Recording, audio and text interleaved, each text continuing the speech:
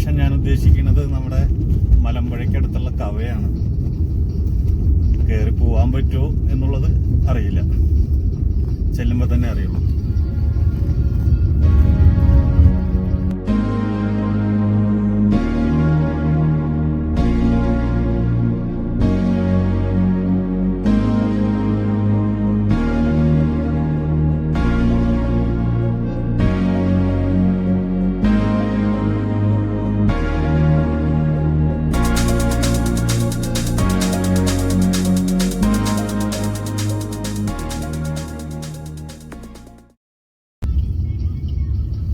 പഴയ രമ്യ തിയേറ്റർ അല്ലേ?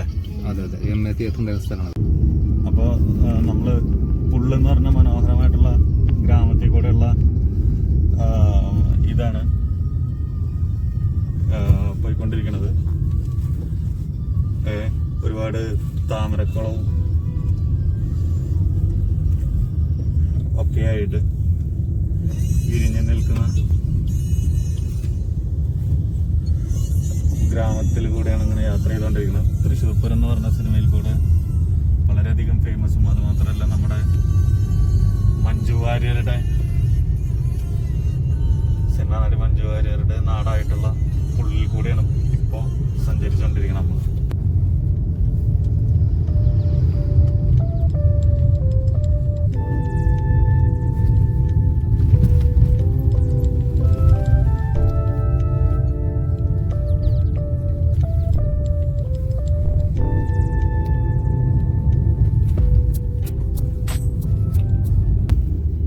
ഭംഗിയാ നോക്കിയാലേ.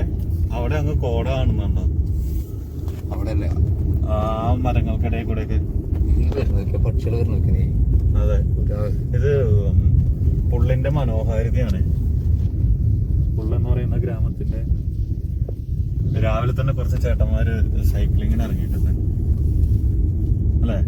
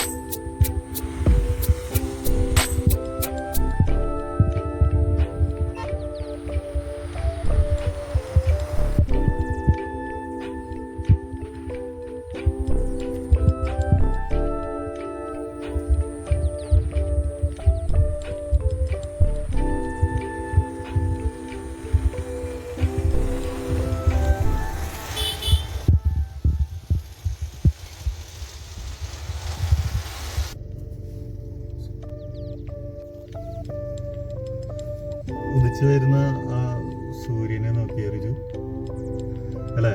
ഈ ഭാഗത്ത് നിന്നിട്ട് സൺസെറ്റ് കാണാനും ഭയങ്കര ഭംഗിയായിരിക്കും. ഇരിക്കേണ്ട ഒരു കാര്യം എന്താ വെച്ചാല്, തൃശ്ശൂര് വരുന്നവര് ഒരിക്കലും ഉള്ളെന്ന് പറയുന്ന ഗ്രാമത്തിനെ മിസ് ചെയ്യരുത്. അത്രയധികം ഭംഗിയുള്ള ഒരു പ്രദേശം ഒരു റോഡായിട്ട് വരുമ്പോൾ ഞങ്ങളത് മാക്സിമം ഫുള്ള് ഒരു സ്ഥലം പോലും മിസ് ചെയ്യാതെ ക്യാമറയിൽ എടുക്കാനായിട്ട് ശ്രമിക്കുന്നുണ്ട്. മാക്സിമം നമുക്ക് നോക്കാം.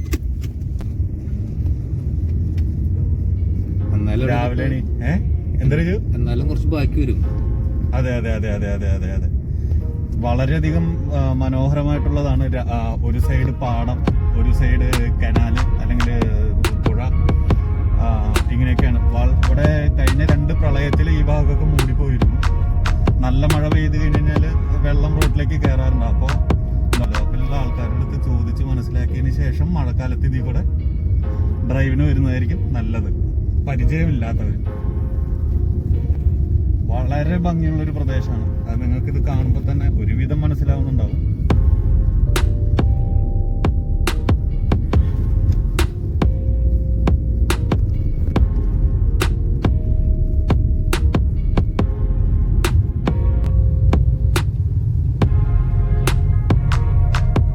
അതിനിടയിൽ കൂടെയുള്ള ഒരു ഡ്രൈവ്.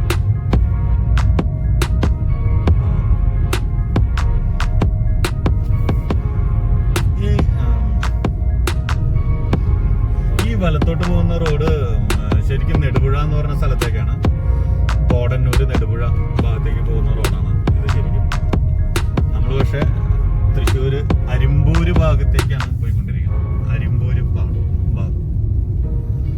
അരിമ്പൂരിൽ നിന്ന് നമ്മൾ ഓൾറെഡി പടിഞ്ഞാറേക്കോട്ട, തൃശ്ശൂര് തേക്കിൻകാട് മൈതാനം ചുറ്റി വടക്കുംനാഥ ക്ഷേത്രത്തിന്റെ മാക്സിമം പിക്ചറും കൂടി പകർത്തണമെന്നുണ്ട്. പക്ഷെ അവിടെ അകത്തേക്ക് കയറാൻ പറ്റും തോന്നുന്നില്ല. എന്തായാലും ചേട്ടന്മാരൊക്കെ റോഡിൽ കൂടെ സൈക്ലിംഗ് അല്ലേ.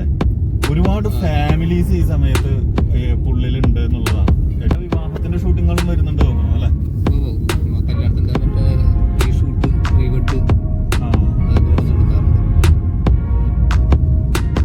അതിമനോഹരമായിട്ടുള്ളൊരു ഗ്രാമമാണ് പുള്ളി. ശരിക്കും തൃശ്ശൂരിന്റെ ശരിക്കും ഒരു ഭംഗി എന്ന് പറഞ്ഞു കഴിഞ്ഞാൽ ചാഴൂര്, പുള്ള്, ആലപ്പാട് ഭാഗമാണ് തോന്നുന്നു അല്ലെ. ശരിക്കും വളരെ ഗ്രാമങ്ങളെല്ലാം വ്യത്യസ്തമാണ്. പക്ഷെ അതിലൊരു പുള്ളിനൊരു പ്രത്യേകതയുണ്ട് അല്ലേ.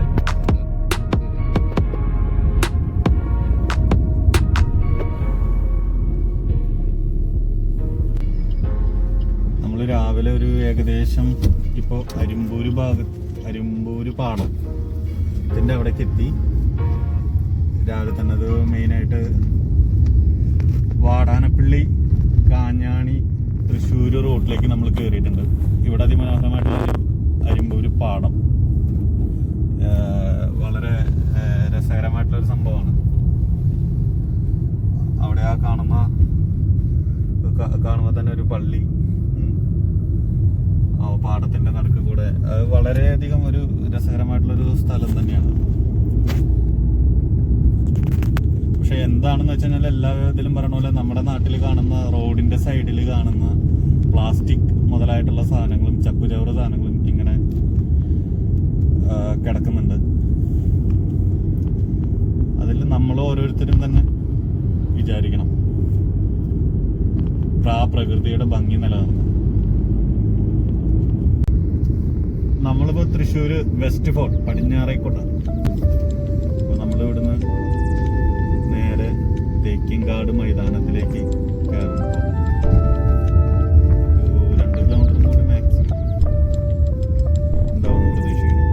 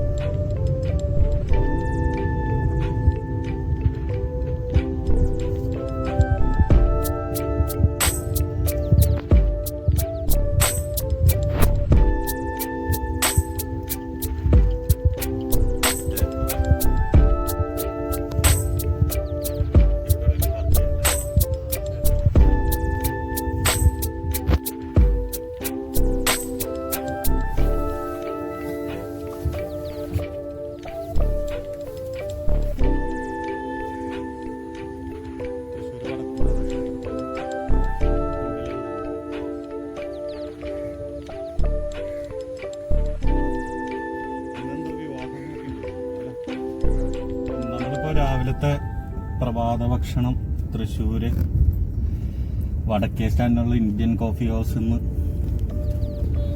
ഭക്ഷണം കഴിച്ചിട്ട് നമ്മൾ നേരെ ഇനി തൃശ്ശൂർ റൗണ്ടിലേക്ക് കയറി പഴയ NH-47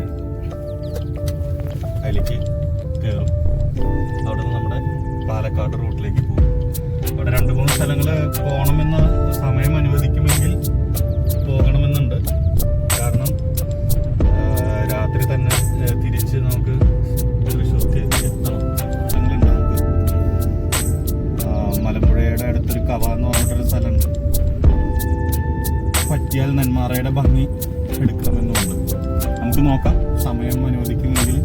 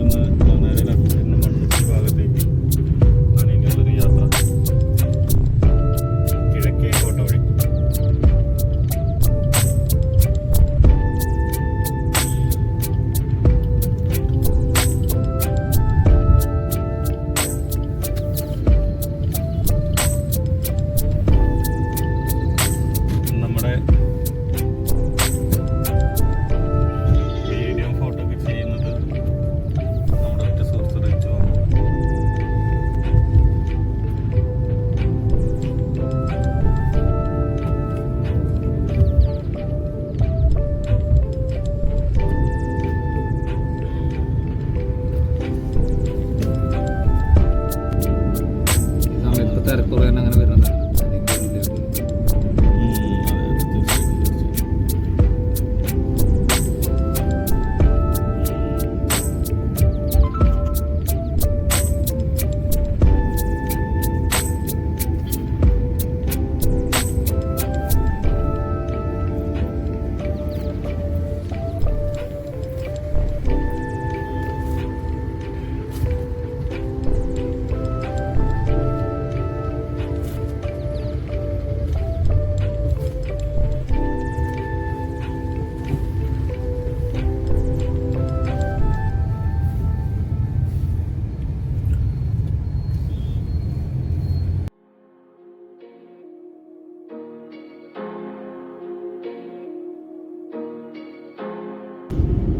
ഇത് ശരിക്കും സഖ്യപർവ്വതത്തിന്റെ ഭാഗം തന്നെയാണ്.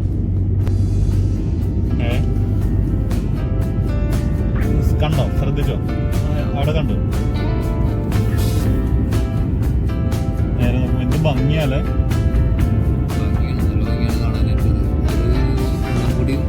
ഒന്നും കൂടി അടുത്ത് വരുമ്പോ ഒന്നും കൂടി ക്ലിയർ ആവും തോന്നണം. അവിടുന്ന് ഇങ്ങോട്ട് വരുന്ന ഭാഗങ്ങളിൽ കുറച്ച് തിരക്കൊക്കെ കാണുന്നുണ്ട്. ലോറികൾ പാലക്കാട് ഭാഗത്ത്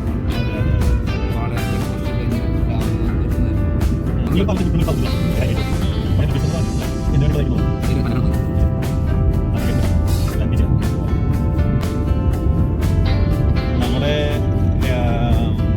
ഏകദേശം കുതിരാനെടുത്തുകൊണ്ടിരിക്കുകയാണ്. അതിൻ്റെ ആ ഒരു ഭംഗി നേരെ ഫ്രണ്ടിൽ തന്നെ കാണാം. ഒരു കോടമഞ്ഞ് മൂടിക്കിടക്കുന്ന കുതിരാൻമല.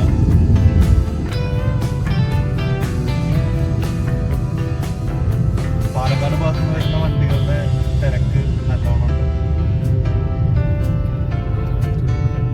ഈ ലോറി ഇടിച്ചിട്ട് ഫ്രണ്ടൊന്നും കാണാൻ കുതിരാൻമല.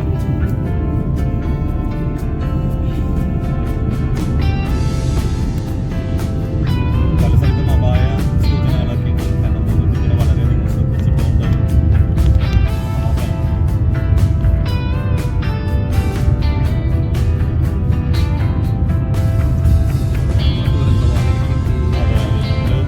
ഇപ്പോൾ തുരങ്കപാതയ്ക്ക് 2 വണ്ടികളൊക്കെ മറിഞ്ഞൊക്കെയാണ് വരുന്നത്. അപായപൂർണ്ണ മേഖലകളൊക്കെ ഉണ്ട്. വളരെയധികം ശ്രദ്ധിച്ച് പോകേണ്ട ഒരു ഏരിയയിൽ കൂടെയാണ്. അപ്പോൾ ഇതിൻ്റെ തൊട്ട് താഴെ ഈ കാണുന്നതിൻ്റെ തൊട്ട് താഴെ ആണ് തുരങ്കം. കണ്ടാൽ മനസ്സിലാവും. അതിൻ്റെ പണികൾ എത്രയും പെട്ടെന്ന് കഴിയുമെന്ന് പ്രതീക്ഷിക്കാം. എന്തൊക്കെ കാരണങ്ങളാൽ നീണ്ടുപോകുന്നു.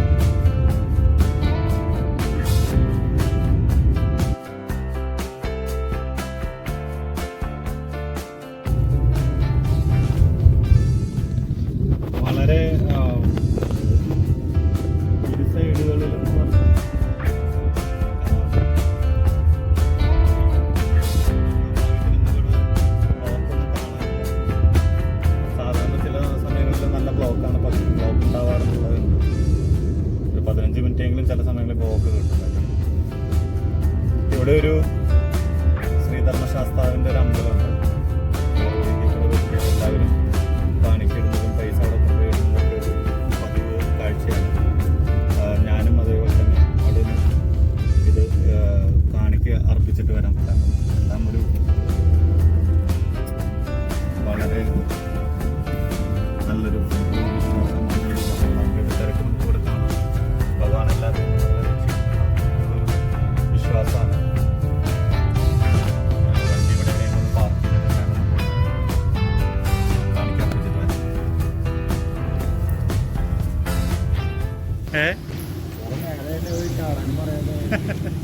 ഇവിടെ ഇത് സ്ഥിരം കാഴ്ചയാണോ?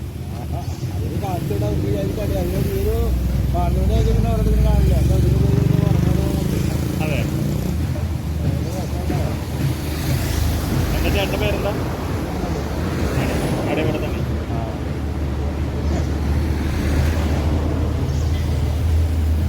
ഇവിടെ സ്ഥിരമായിട്ട് ഇവരുണ്ടാവും അല്ലേ?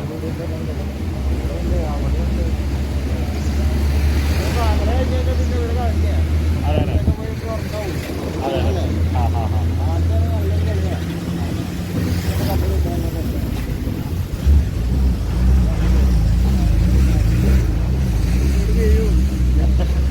നല്ല കുട്ടികളും എല്ലാവരും ഉണ്ട് തോന്നുന്നു അല്ലേ? ഈ പ്ലാസ്റ്റിക് ഒക്കെ ഇടുന്നതാണ് ഏറ്റവും വലിയ അങ്ങനെ ഇട്ടിട്ട് പോകുന്നത്. ശരിക്കൊക്കെ ശ്രദ്ധിക്കേണ്ടതാണ് അല്ലേ?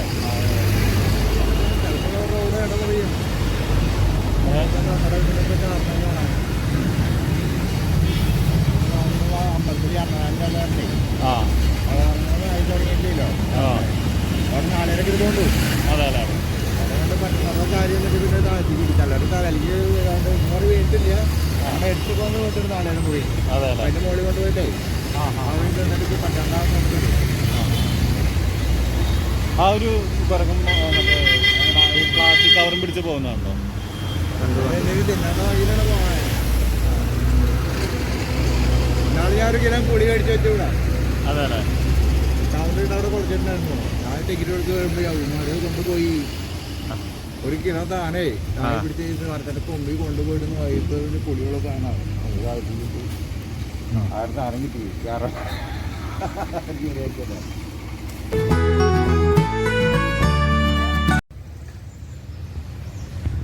നമ്മളിപ്പോൾ പാലക്കാട് കോട്ട മൈതാനത്ത് എത്തിയിരിക്കുന്നത്. നമ്മളിപ്പോൾ അവിടെ പാലക്കാട് ടിപ്പു സുൽത്താൻ കോട്ടയിലേക്കുള്ള ടിക്കറ്റാണ് എടുത്തിരിക്കുന്നത്. ടിപ്പു സുൽത്താൻ കോട്ടയിലേക്ക് നമുക്ക് കയറാം. ഇവിടെ എടുക്കേണ്ടത് ഇപ്പോൾ എങ്ങനെയാണെന്ന് വെച്ചിട്ടുണ്ടെങ്കിൽ പണ്ടത്തെ പോലെ ഇപ്പോൾ ഒരു കൗണ്ടറൊന്നുമില്ല. Covid protocol കൊണ്ടായിരിക്കണം. ഇവിടെ ഗേറ്റിൻ്റെ എൻട്രിയിൽ തന്നെ നമുക്കൊരു ഓൺലൈൻ ടിക്കറ്റ് എടുക്കാനുള്ളൊരു സംവിധാനം അവർ ഒരുക്കിയിട്ടുണ്ട്. ഇപ്പോൾ വളരെ ഈസി ആയിട്ടുള്ളൊരു മെത്തേഡാണത്. നമുക്കതിൽ കൂടെ നമുക്ക് ടിക്കറ്റ് എടുക്കാം. ഏകദേശം ഒരാൾക്ക് 20 രൂപയാണ് അതിന് ചാർജ് ഈടാക്കുന്നത് ഇപ്പോൾ. ഓക്കെ, അപ്പോൾ നമുക്കിനി കോട്ടയിലത്തെ കാര്യങ്ങൾ കാണാം. ഈ കോട്ടയുടെ ചുറ്റുള്ള ഈ കിടങ്ങ് പണ്ട് കേട്ടിട്ടുള്ളത് ഈ കോട്ടയുടെ ഒരു പ്രൊട്ടക്ഷൻ കൂടി കണക്കിലെടുത്തിട്ടാണ് ഈ കിടങ്ങ് ഉണ്ടാക്കിയിട്ടുള്ളതെന്നാണ്.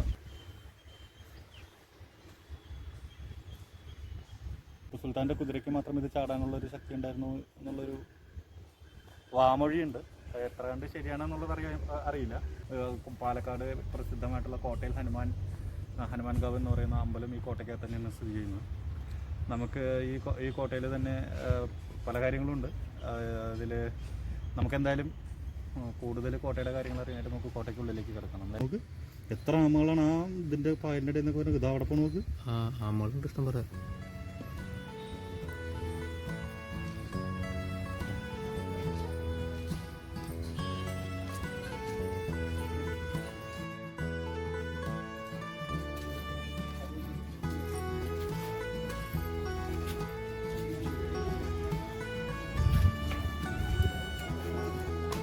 നമ്മുടെ ഹനുമാൻ ക്ഷേത്രം.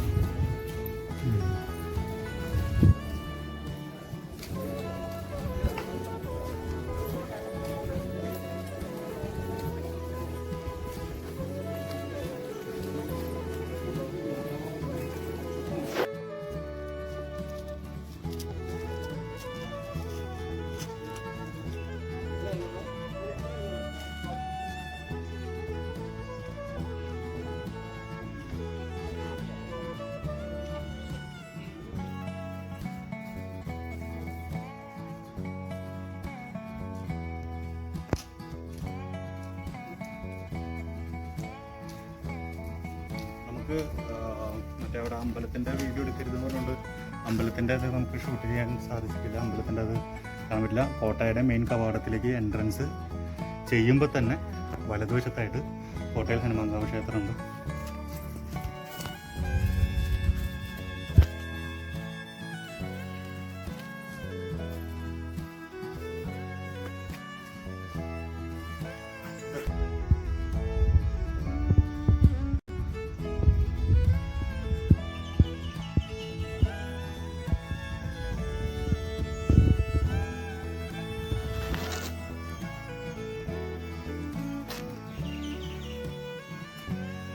നമ്മളിപ്പോൾ പാലക്കാട് കോട്ട ടിപ്പു സുൽത്താൻ കോട്ടയിലാണ് നമ്മളിപ്പോൾ നിൽക്കുന്നത്. കോട്ടയുടെ ഓരോ വ്യൂകൾ നമുക്ക് കാണാം.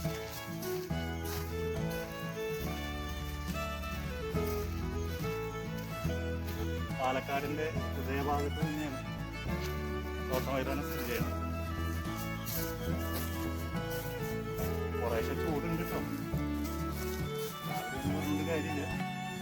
കുറേശ്ശെ എന്നല്ല, നല്ല ചൂടുണ്ട്.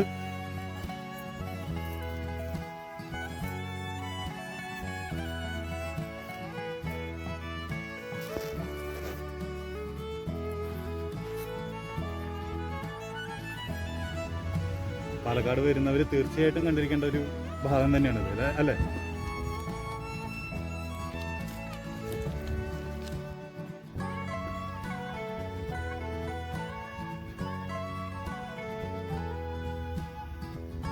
എത്ര നല്ല രീതിയിലാണ് ഇതൊക്കെ സംരക്ഷിച്ച് പോരുന്നത്, അല്ലേ? പാലക്കാട് കോട്ടയൊക്കെ